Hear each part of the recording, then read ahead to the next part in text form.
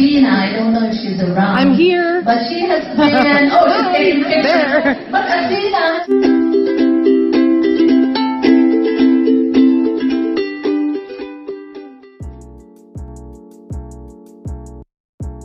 Hi, good morning, good afternoon, good evening to each and every one of you. How is everyone, mga katintiners? Alright, so here's the thing. I just came from an event today. Yeah. I just came from Take the Lead. It's PAPSCon 2019. It's my first time, and I think it is their third year as well. And it was such a great experience. That made me think of coming up with such topic for today. I'm not sure if you are aware, but if you have been following me or if you have been watching my vlogs, part of what I do or in the organization that I'm with is sales. So I do sales.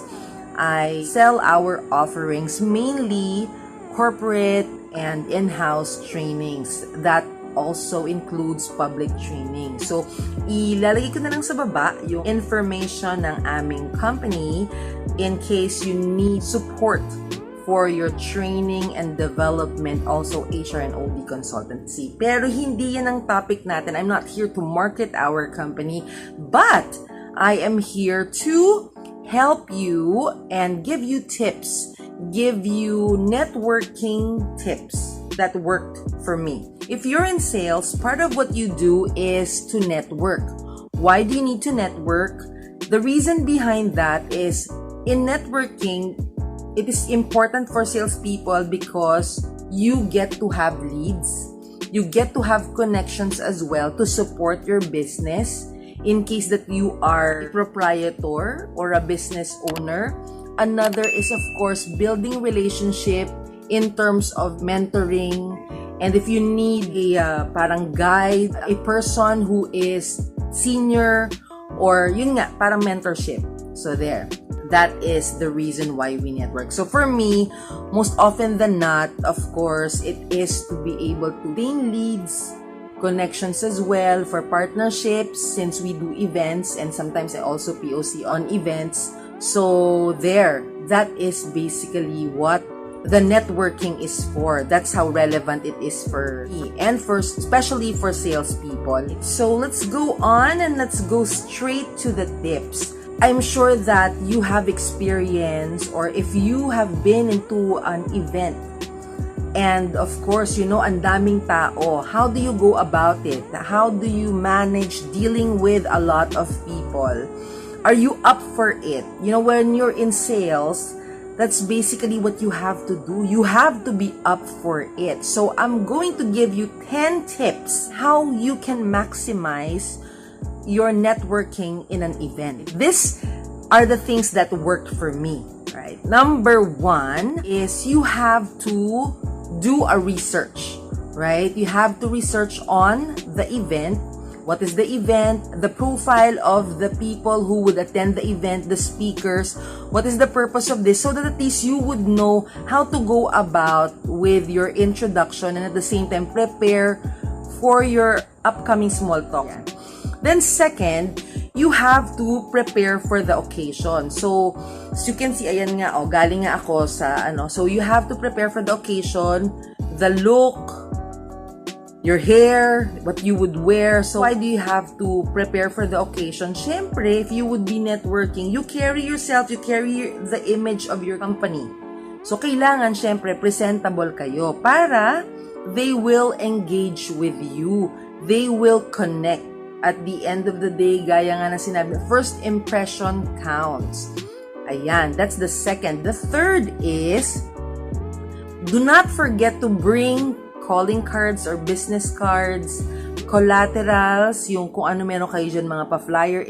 If you think you can manage, do not forget to bring. Make sure you bring them. Why? It is very important kasi sa dami ng mga mako-connect ninyo with a lot of people that you would connect with, it is imperative that they would forget you. But if you have a business card and collaterals, it would be easier for them to remember, at least file or at least they have a remembrance of you in case they need your service. Then, have to be early in the event. What is the reason for that? Like for example, for me, often than not, if let's say that the registration starts at 7 o'clock, I come in at around 7:30. And then I allot the 20 minutes of time starting with my networking. The reason for that is because syempre I have to respect the event as well. Ayoko naman mag-start na mag-network, mag-start ng small talks while the event is happening. So, go early so that you can maximize the time in being able to network with different people. Number 5 is, of course, you have to be ready and to start a conversation. Unahin ninyo is yung nasa table ninyo. Isa-isahin nyo sila. And of course, so you have to be ready. You have to know how you would present yourself. You also have to be able to know, syempre, yung mga offerings mo. You would only be given, or somehow, hindi naman kasi lahat, syempre, open yan na, andyan ka, lalapit ka. How do I go about it? Normally, what I do is that I am ready with my card, and immediately I would say, hi, my name is Not So Tiny Tintin, and I'm with my company. And then I would say that, we do the following things for you. May I know what your organization is about? So, ganon. I start with that, and then after that, after I say my piece, that's the time that I ask. Syempre, I think hindi siya appropriate para sa akin, ha. Medyo kasi nakaka-undermine when you ask the person, what do you do? Paano kung homemaker yung pumunta doon?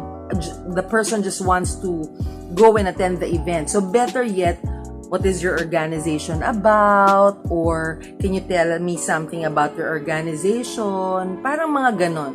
So para at least it's more on about the industry that you're with. And then for 6, you have to show interest and let them talk. Through them, and listen ka syempre. So through them, when they start talking, doon ka na makakapag-prepare ng mga probing mo to find means and ways wherein you can inject a potential meeting, potential sale as well. So, it depends on you. Kasi ako, sales kasi ako eh. So, if let's say that the company is a construction company, I would then ask, have you done any trainings about this and that? Okay, so probably I can go to your company and present. Let's schedule it. Something like that. So yun yung pinaka So you can start probing. And then number 8, all right? This is the time that you, kapag ka medyo nauubusan na kayo ng usapan, ask for their card. Ano yung or pwede mo sabihin na, thank you very much for your time. I really appreciate. By the way, may have your card. And do not forget, syempre, to ask for their names in onset. Ask for their names. Pero yun nga, ask for their cards. And number 8 still, kapag walang card, kasi minsan walang dala mga business cards yan. Pero ako kasi hindi talaga I don't let go na masayang naman yung time mo with the person. Syempre, you have to be authentic. But at the end of the day, you should know your purpose. And your purpose there is to network, to get contacts for potential opportunities for the business, diba? So, what you would have to do, or what I would have to do is that if they don't have a business card, I will add, we have data privacy, so I will ask permission if I can add them through LinkedIn, or if I can add them through social media like Facebook, if they wouldn't mind. Ayan. So, if, of course, kapag pumayag sila, then that will be the start. The beauty about it is that you get to be connected with them. Mas magiging personal. If that is what you want, ha? If that is what you want. Then, next is, number 9, you have to maximize your time. So, what does that mean? If onset, that's what you did, yung parang sinabi ko nga, onset, ayan na, start mingling, start doing the step 1 up to step 8, go back and do the same thing so long as merong time. Ako, what I do is that I maximize when there is break time at medyo malaki yung event, maraming tao. Every break time, I allot time for, hindi ako masyado talaga sa focus sa pagkain, but I maximize my time in getting to know more people in the event. And minsan magugulat kayo, there will be commonalities, and then magiging friends na kayo, which is also good. Ako, I have gained, syempre hindi naman lahat, pero with the events that I have attended, I was able to gain friends, and that are right now nakakatulong sila with me. For example, if I need someone to facilitate or a support from whatever needs that I have either sa work or pwede rin na parang pang for my betterment. So ayan, yan yung mga magandang bagay na pwede. Okay? So you have to maximize your time when you are still in the event. And then lastly, number 10, make sure when you end the day, make a follow-up the next day, after 2 days. Basta you have to make sure that you do a follow-up para hindi naman ma-waste yung effort and time ninyo at maalala pa rin kayo ng inyong mga kinonect during the event. So yon, those are the 10 tips. Let's do a rundown once again. Number 1 is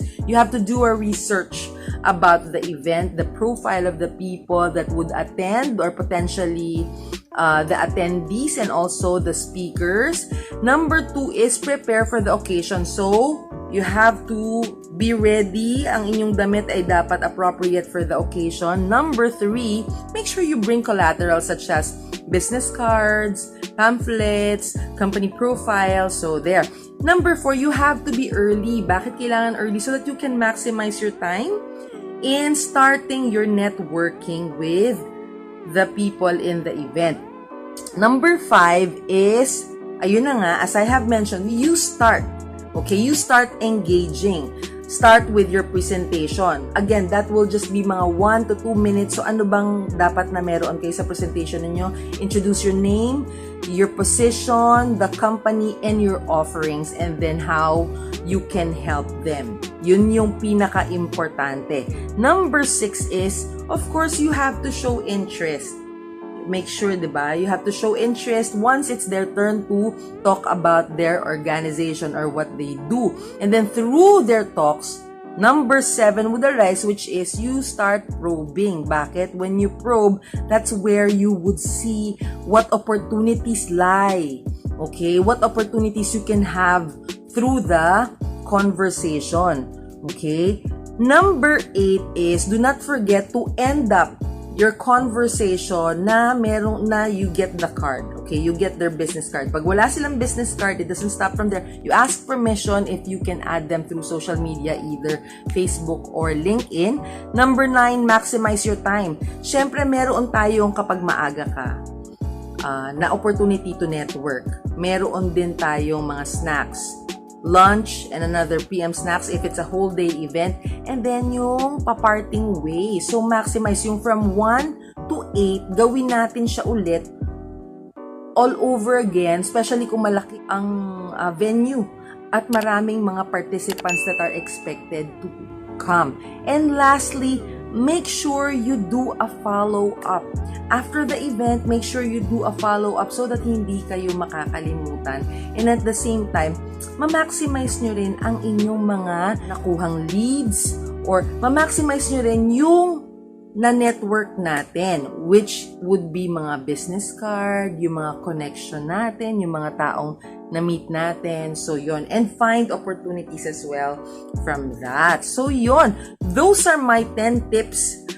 The 10 tips that worked for me during networking events. Sa totoo lang, be realistic. It is not easy to just be confident and talk and then engage. Hindi lahat ng tao kayang mamaster yan, pero napag-aaralan. And realistically speaking, it can also be exhausting afterwards, but it is fulfilling because you get to meet different people at the same time, lalo na kung ito yung mga tao na pwede mong maging inspiration or maging mentor as you move along with your life. Ayan, so natapos na yung 10 tips natin. Before I end up this vlog, just an update, by the way guys, yung sa celery juice, I apologize when I said that hindi siya nag-work. Sinabi ko na nga, di ba, sa description below, I apologize na sabi ko hindi siya it did work.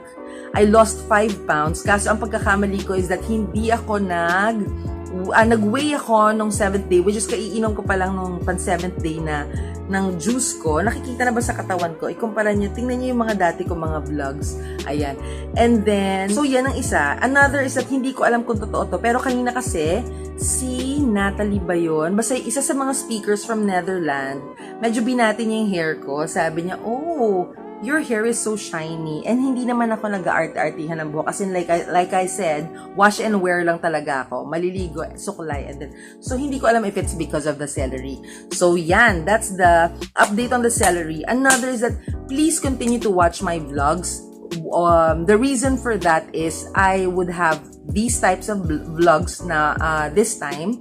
And also, join me as I work on my health and wellness.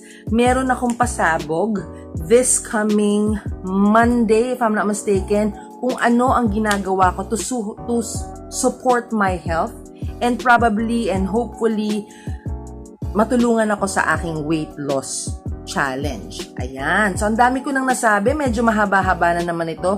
Again, maraming salamat sa inyo and mabuhay kayo. See you again sa aking next vlog.